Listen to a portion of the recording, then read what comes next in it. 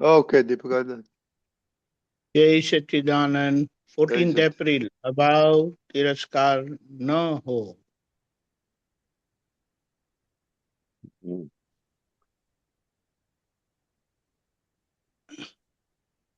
ના ગમતા જોડે અભાવ નથી થતો અને ગમતા જોડે ભાવ નથી થતો, તેનું નામ વિતરાગ। ના ગમતા જોડે અભાવ નથી થતો અને ગમતા જોડે ભાવ નથી થતો, તેનું નામ વિતરાગ। આત્મા તો વિતરાગ જ છે, તો આ બધી માથાકૂટ કેમ જોઈએ? અહીંયા એ વાત સમજવાની છે। મૂળ આત્માને મોક્ષ જોડે, શાંતિ જોડે, દુઃખ જોડે કોઈ લેવા દેવા નથી, કારણ કે પોતાના ટંકોત્કીર્ણ સ્વભાવથી, ઉદ્ગલથી, પ્રકૃતિથી અલગ જ રહે છે। અલગ જ રહે છે કદા અલગ જ છે। હવે અહીંયા આપણને દાદાએ જે હું ઊભો થયેલો એને વ્યવહાર આત્મા કહેવાય છે, અને એ ખોટો અહંકાર હતો કે હું નામધારી છું, હું દીપકાનંદ છું। એમને એ હુંને જ્ઞાન થયું કે હું શુદ્ધાત્મા છું। એ હું શું કહેતો હતો કે શું કહેતું તું કહીએ આપણે, હું કરું છું અને હું જાણું છું। આનો ખીચડો હતો, હું કરું છું અને હું જાણું છું નું એનો ખીચડો હતો। હવે આપણને જ્ઞાન મળવાથી ખબર પડી કે હું શુદ્ધાત્મા છું અને આ નામધારી છે, મન વચન કાયનું બંડલ, એને કુદરતની સંચાલક શક્તિ ચલાવે છે, કર્મના પરિણામ રૂપ। એટલે આ અવતારમાં વ્યવહારાત્મા અજ્ઞાનતાથી અહંકારે કરીને જે કરતા ભાવે બધું પ્રોજેક્ટ કર્યું, જે કરતા ભાવે બધો આરોપ કર્યો, આમ કરીશ તેમ કરીશ, એ બધું કરવા પણ આજે આપણને કર્મ ફળ સ્વરૂપે પ્રેરણારૂપ થઈને સંજોગો ભેગા થાય અને પ્રેરણા કરે, આમ કરો તેમ કરો।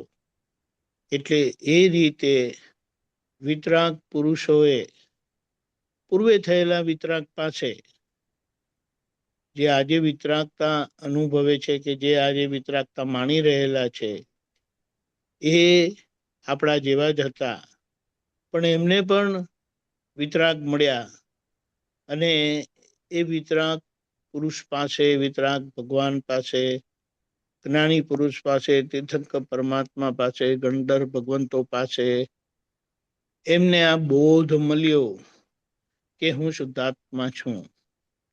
એટલે જે હું ખીચડા સ્વરૂપે હતું તે હવે ખાતરીપૂર્વક કહે છે કે હું નિશ્ચય નિર્ણયથી કેવળ શુદ્ધાત્મા છું।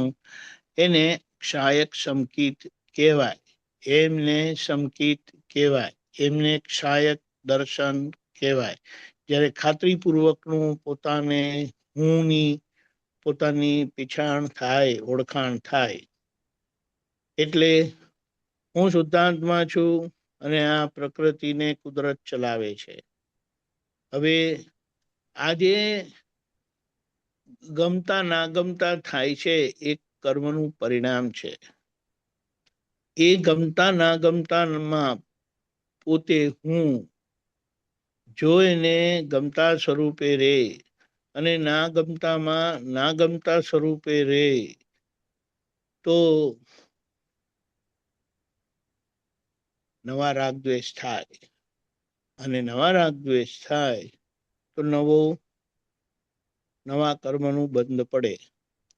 હવે અહીંયા જે વિતરાગ થયેલા છે,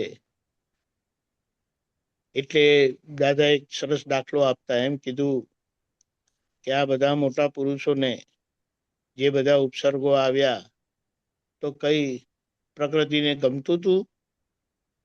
કે પછી જે બધા લોકોએ સેવા કરી, મદદ કરી, અનુકૂળતા આપી, તેમાં પોતે ખુશ થયા, એટલે કે પોતે ગમવા પણ રહ્યા? તો કે ના, પોતે ગમવા પણ રહ્યા કે પોતે ના ગમવા પણ રહ્યા, એ હુંની સ્થિતિ છે. એ હુંની સ્થિતિ છે. એટલે આ ના ગમતા જોડે, એટલે બહાર ના ગમતા, પણ એ ના ગમતા સંજોગોમાં પોતે ના ગમવા પણ ના રહ્યા, ગમતા સંજોગોમાં ગમવા પણ ના રહ્યા, એટલે અભાવથી ના રહ્યા, એટલે કે ના ગમતા સ્વરૂપે ના રહ્યા, કે ભાવથી ના રહ્યા, ગમવા સ્વરૂપે ના રહ્યા, એટલે એ પોતે થઈ ગયા વિતરાગ. હવે વિતરાગ થવા માટે વિતરાગ વિજ્ઞાન પ્રાપ્ત કરવું જોઈએ. એટલે વિતરાગ વિજ્ઞાનથી પોતાને પોતાની ઓળખાણ થાય કે પોતે ખરેખર કોણ છે, અને આ ચાલી આવતો વ્યવહાર પરિણામ રૂપ જે ફળ આપ્યા કરે છે ગમતા ના ગમતા સ્વરૂપે, તેમાં પોતે વિતરાગ થતા જાય છે.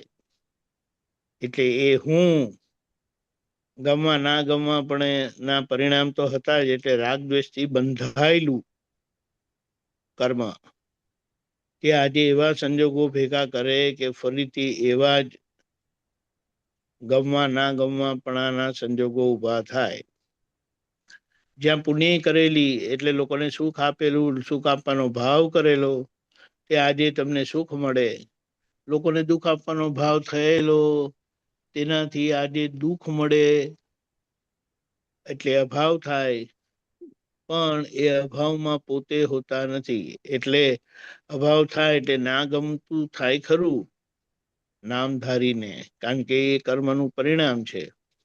એટલે અહીંયા વચ્ચે આપણે અંતરાત્મા દશાએ દાદાએ આપણને જગાડ્યા છે, ભેદ વિજ્ઞાન આપ્યું છે, પરમાત્મા યોગ આપ્યો છે, આપણી ઓળખાણ કરાવી છે, પ્રકૃતિની ઓળખાણ કરાવી છે. અને જે આ છેલ્લા તમે બોલ્યા કે હું ટંકોત કીર્ણ એવો શુદ્ધાત્મા છું, તો એને તો 500 વખત બોલવું જોઈએ, 100 વખત બોલવું જોઈએ. તે કે શેના લીધે?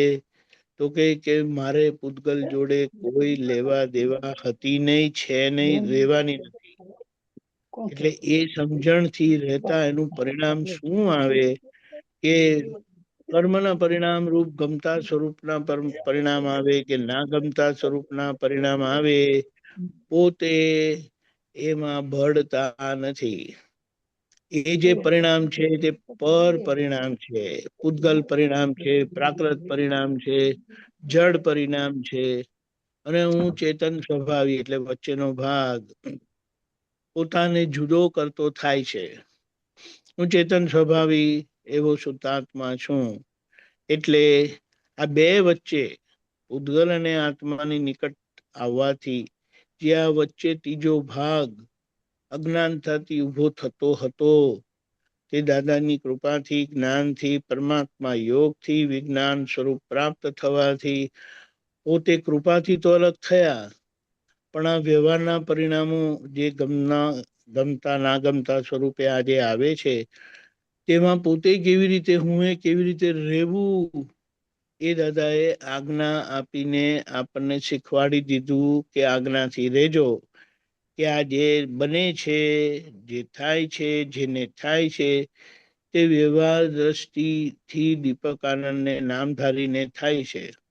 અને હું નિશ્ચય દ્રષ્ટિ વાળો શુદ્ધાત્મા છું. એટલે બે દ્રષ્ટિથી પોતે પોતાનો ભેદ કર્યા કરે છે પ્રકૃતિથી. એટલે હું જાણું છું ને હું કરું છું ના જે ફેર ચડેલા છે, ખીચડાના ફેર ચડેલા છે, તે બધા ફેર ઉતરતા જાય, એટલે અસરો ઉતરતી જાય, અને ધીમે ધીમે આખી પ્રકૃતિના કરવાપણામાંથી પોતે છૂટી જાય, તો રહે શું? રહેશું હું જાણું છું કરીને જે હતું તે કેવળ જાણવાપણું થઈ જાય. એટલે કેવળ જાણવાપણું થવા માટે હું આ પ્રકૃતિનો કોઈ રીતે કોઈ રીતે કરતા નથી. એટલે એ પ્રકૃતિનું નું સૂક્ષ્મતમ રહસ્ય સર્વજ્ઞ પુરુષના દર્શન થાય, એમનો અનુભવ સિદ્ધ દાખલો આપણી સામે નજર સામે કેવળ જ્ઞાન સહિતનો અને એમની કલ્યાણ ભાવના તે એમની દ્રષ્ટિ આપણા પર પડશે. એ વિતરાગ દ્રષ્ટિ આપણા પર પડતા જ આપણું છેલ્લું આવરણ તૂટી જશે. એક દ્રષ્ટિથી આપણને જ્ઞાન થયું, જ્ઞાની પુરુષની કૃપાથી, જ્ઞાની પુરુષના યોગ બળથી, અને બીજી કૃપા જે ત્યાં થશે સિમંદર સ્વામી ભગવાન પાસે, છેલ્લી કૃપા, તે એમના દર્શન કરતા જ કેવળ જ્ઞાન ખુલ્લું થઈ જશે. અને કેવળ જ્ઞાન ખુલ્લું થતા પૂર્ણાહુતિ પછી જે સમય હોય એ બધો સમય કેવળ જ્ઞાનમાં રહીને વિતાવાનો રહેશે. પણ મુદ્દો અહીંયા જે સમજવાનો છે કે ગમતા સંજોગોમાં એટલે ગમતા જોડે પોતે ગમવાપણે નથી રહેતા, કારણ કે એ જાણે છે કે આ ગમવાપણાના પરિણામ મારા પરિણામ નથી. અને ના ગમવાપણું આવ્યું તે ના ગમતાપણું પણ મારા પરિણામ નથી. એટલે એને પોતે છૂટા રહીને વિતરાગ ભાવે રહેતા થાય છે. અને એ આપણી અંતરાત્માની દશા ધીમે ધીમે કરીને વર્ધમાન થતા એટલે ઊંચી જતા છેક એવા પરિણામ આવે કે પછી આપણે અહીંયા ભરત ક્ષેત્ર માટે આ કળિયુગના સમય માટે આપણે અનફિટ થયે અને ત્યાં મહાવિદ્ય ક્ષેત્ર માટે ફિટ થયા કે સીધો ત્યાં જન્મ થશે અને આપણું કામ પૂરું થશે. એટલે અહીંયા જે ગમતા સંજોગોમાં ગમવા પણ ના રહેવું, ના ગમતા સંજોગોમાં ના ગમવા પણ ના રહેવું, એ આ વિતરાગ વિજ્ઞાનની સમજણથી ખુલ્લું થાય છે. બહુ સરસ છે. બંને પરિણામ, બંને ધારા જુદી જ છે, પણ એને જોઈએ તો પોતે વિતરાગ થાય. જય સચ્ચિદાનંદ. એ જય જોવાનો સચ આખો પુરુષાર્થ આપણે આ ત્રીજી આંખથી દાદાએ દેખાડ્યો. જય સચ્ચિદાનંદ. જય સચ્ચિદાનંદ. ગૌરાંગનાથ સ્વામીનો લાભ લઈએ ક્વિકલી. હજી તૈયાર નથી થયા. તો કઈ વાંધો નહીં, તો વી ગો હેડ. હા, જય સચ્ચિદાનંદ ગૌરાંગજી. જય સચ્ચિદાનંદ. We can start.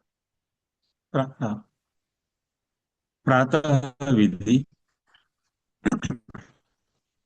Shri Simandhar સ્વામીને નમસ્કાર નમસ્કાર નમસ્કાર. શ્રી સિમંદર સ્વામીને